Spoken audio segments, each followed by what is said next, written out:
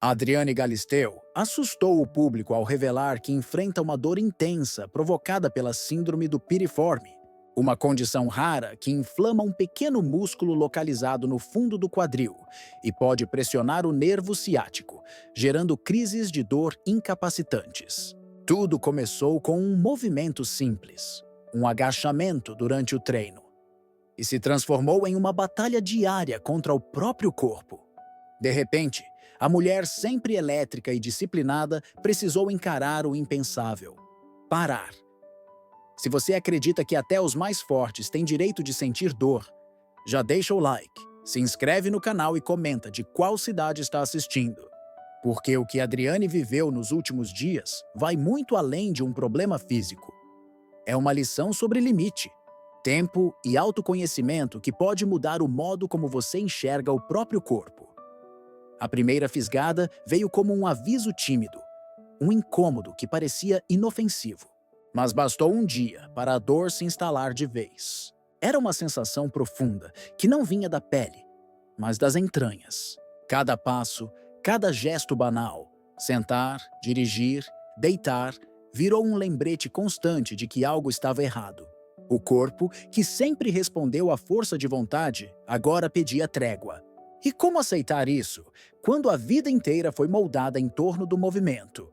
Galisteu tentava esconder o desconforto, disfarçar nas aparições públicas, sorrir para as câmeras, enquanto o corpo gritava nos bastidores. Os remédios ajudavam por algumas horas, mas a dor voltava mais teimosa. O que antes era rotina virou medo. Medo de levantar, de forçar, de piorar. À noite, a posição certa para dormir virava um desafio. O travesseiro, o colchão, tudo parecia errado. O nervo ciático latejava como uma linha em chamas. Quantas pessoas vivem assim, carregando dores invisíveis, julgadas por fora e incompreendidas por dentro?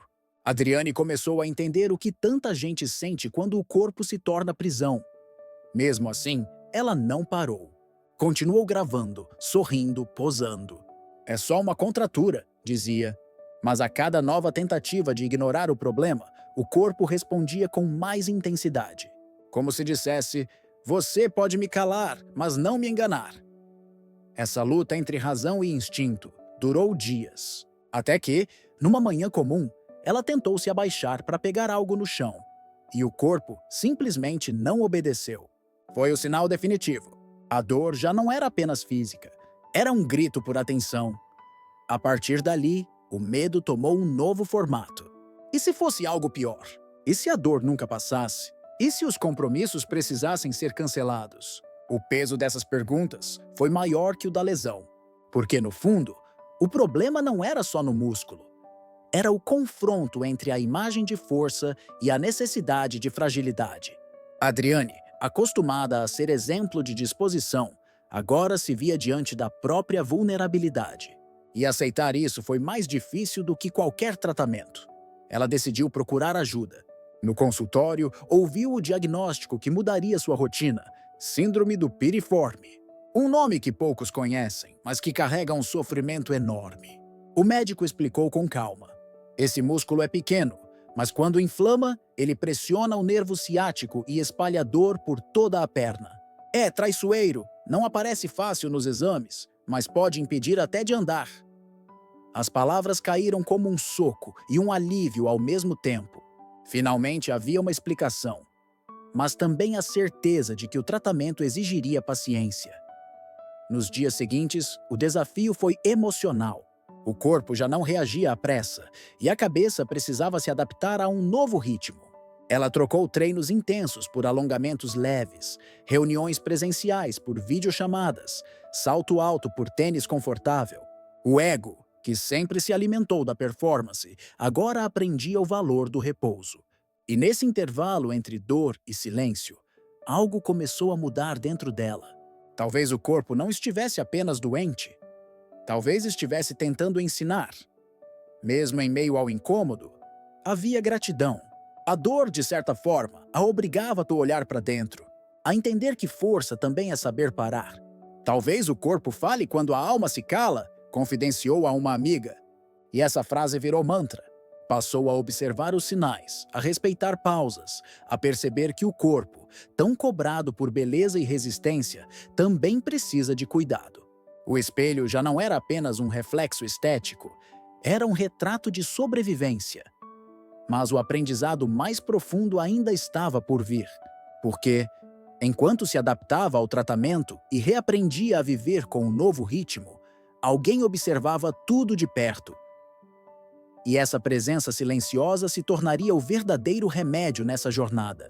Um amor cotidiano, discreto, mas poderoso, capaz de transformar dor em vínculo e cansaço em afeto. O dia começa devagar. Adriane Galisteu acorda antes do sol, sente o corpo ainda tenso e respira fundo, tentando fazer as pazes com o próprio quadril. O músculo piriforme parece calmo, mas qualquer movimento errado é capaz de reacender a dor. Ainda assim, ela se levanta, ajeita o travesseiro e caminha devagar até a janela. O céu está claro e, pela primeira vez em semanas, ela sente que o corpo está cedendo um pouco. Não a dor, mas a compreensão. Às vezes, o despertar começa justamente quando a gente para de lutar. Na cozinha, o cheiro do café mistura-se ao som de passos leves. Vitório aparece, sonolento, cabelo bagunçado, mochila pendurada num ombro só. "Dormiu bem?" ele pergunta.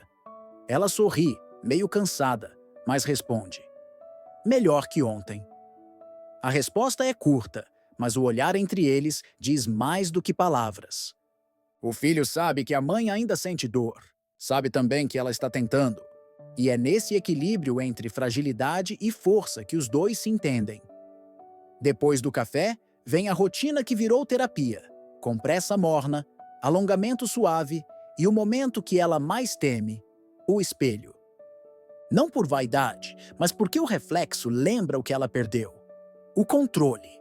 Durante anos, Galisteu viveu no ritmo da imagem. Ensaios, gravações, eventos, tudo medido, cronometrado, impecável. Agora, cada dia é um improviso. E, de repente, ela percebe que não há maquiagem que esconda o cansaço nem salto que disfarce o medo de cair. O corpo humano é honesto demais para mentir. O diagnóstico de síndrome do piriforme veio como um soco suave. Não era uma notícia trágica, mas tampouco um alívio. "É tratável", disse o médico. "Mas exige paciência. Paciência." Uma palavra que ela sempre evitou. Ele explicou que o músculo inflamado pressionava o nervo ciático e espalhava dor até o joelho. Mostrou no modelo anatômico onde tudo acontecia. Um ponto minúsculo, e ainda assim capaz de derrubar uma mulher inteira. O paradoxo do corpo. O que é pequeno pode ser devastador. Quanto tempo para melhorar? Ela perguntou. O médico respondeu com sinceridade. Depende mais da sua mente do que do seu músculo. Essa frase ficou ecoando, porque no fundo ela sabia que era verdade. Curar o corpo é fácil. O difícil é curar à pressa. Nos primeiros dias de fisioterapia, Adriane sentiu medo. Cada toque no quadril parecia reacender o trauma. O fisioterapeuta explicava: "Esse músculo é profundo. Ele precisa reaprender a relaxar." A instrução soava quase espiritual. Relaxar. Algo que ela não fazia havia anos. O corpo se tornou um espelho do estilo de vida. Tenso, em alerta, sempre preparado para entregar mais do que podia. Talvez o piriforme não tivesse inflamado por acaso. Talvez fosse o único jeito de forçar uma pausa que ela jamais daria a si mesma. Enquanto os exercícios seguiam, o corpo começava a responder. O primeiro dia em que conseguiu caminhar sem dor foi um milagre discreto. Levantou da cama, apoiou o pé no chão, esperou pela fisgada e ela não veio. O alívio veio em forma de lágrima. Não por euforia, mas por gratidão. O corpo estava voltando a confiar. À medida que os dias avançavam, o tratamento virou aprendizado. Adriane começou a observar o próprio comportamento. Quantas vezes forçava o corpo além do limite? Quantas vezes ignorava os sinais de cansaço? Quantas vezes confundia dor com força? O corpo fala, pensou, lembrando das palavras do médico. Mas a gente só escuta quando ele grita. Em casa, Vitório acompanhava tudo de perto. Era curioso, mas respeitoso. "Mãe, Esse tal de piriforme é o que mesmo? Um músculo rebelde? Ela ria. É o músculo que decidiu me ensinar humildade. E assim, entre risadas e cuidados, a dor ganhou um outro tom. Humano, cotidiano, até leve.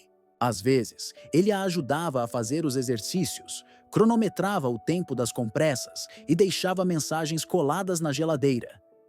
Paciência é força disfarçada. Esses gestos pequenos se tornaram parte da cura. Porque o que o corpo enfraquece, o afeto fortalece. E o amor entre mãe e filho crescia silenciosamente. Nos intervalos do tratamento, Galisteu começou a perceber que não era apenas o músculo que estava inflamado, mas uma vida inteira comprimida entre expectativas e deveres. O corpo só tinha feito o que a alma já pedia há tempos: parar. Nos dias bons, ela voltava a caminhar. Nos ruins, aceitava o descanso sem culpa. Essa oscilação virou um novo tipo de rotina. E pela primeira vez, ela entendeu que o corpo não cobra perfeição. Cobra presença. Não quer resultados, quer escuta. E foi nesse processo de escutar a si mesma que nasceu o verdadeiro despertar. Um dia, durante uma sessão de fisioterapia, o profissional disse: "Seu corpo está aprendendo a confiar outra vez, mas você também precisa confiar nele." Aquilo bateu fundo. Adriane sempre se orgulhou da disciplina, da força, da imagem de mulher que nunca fraqueja. Agora, percebia que a verdadeira força era justamente o contrário: admitir que precisa de pausa, ajuda e tempo. A dor, que antes era inimiga, virou professora. No fim da tarde, ela e Vitório caminham juntos pela calçada da rua, devagar. O vento é leve, o corpo responde bem. Ele pergunta: "Você acha que vai voltar a correr logo?" Ela pensa por alguns segundos e responde: "Não sei." E sabe, pela primeira vez, não tô com pressa. O filho sorri. É nesse instante que ela percebe que está curada de algo muito maior do que uma inflamação. A síndrome do piriforme virou metáfora de um renascimento. O corpo ensinou que a pressa apagava, que o tempo não é inimigo, é aliado. E enquanto o músculo se recupera, a alma encontra o ritmo certo. O diagnóstico, que parecia um castigo, se transforma num ponto de virada, não para diminuir, mas para recomeçar do jeito certo. No olhar do filho, Adriane vê o reflexo do que realmente importa: estar inteira, mesmo quando ainda dói. Porque o corpo pode falhar, mas a vontade de viver, essa nenhuma síndrome consegue apagar. E, sem perceber, o despertar já aconteceu. Depois de tantas semanas de incerteza, Adriane Galisteu começa a entender o verdadeiro sentido de cura. Não é o fim da dor que muda tudo, é o que acontece enquanto ela ainda existe. O corpo não é mais um inimigo, é um mestre silencioso. E é nesse novo ritmo, entre o esforço físico e a serenidade emocional, que ela redescobre algo ainda mais profundo: o poder da convivência. Dentro de casa, o mundo parece mais calmo. Cada gesto, cada conversa, cada olhar ganha valor diferente. O que antes era rotina, agora é aprendizado. Vitório, aos 15 anos, acompanha tudo de perto. Ele não trata a mãe como alguém frágil, mas como alguém real. E talvez seja isso que ela mais precisava: ser vista além da dor. Ele entende quando ela precisa de silêncio, respeita quando ela fecha os olhos por alguns segundos para respirar fundo e aparece na hora certa com um comentário leve: "Você percebeu que até o cachorro caminha mais devagar desde que você se machucou?" Brinca, ela ri.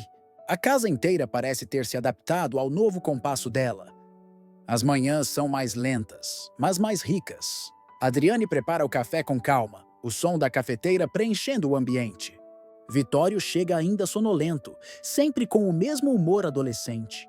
Meio ranzinza, meio carinhoso. Ele pergunta se ela já fez os alongamentos e ela revira os olhos. "Você virou meu personal trainer agora?" Ele responde, provocando: "Tô só garantindo que o investimento na sua recuperação dê retorno." Esse humor cotidiano virou combustível. A leveza dele é o antídoto contra o medo. Durante os exercícios, o corpo dela se move com atenção, sem pressa. Cada alongamento é quase uma meditação.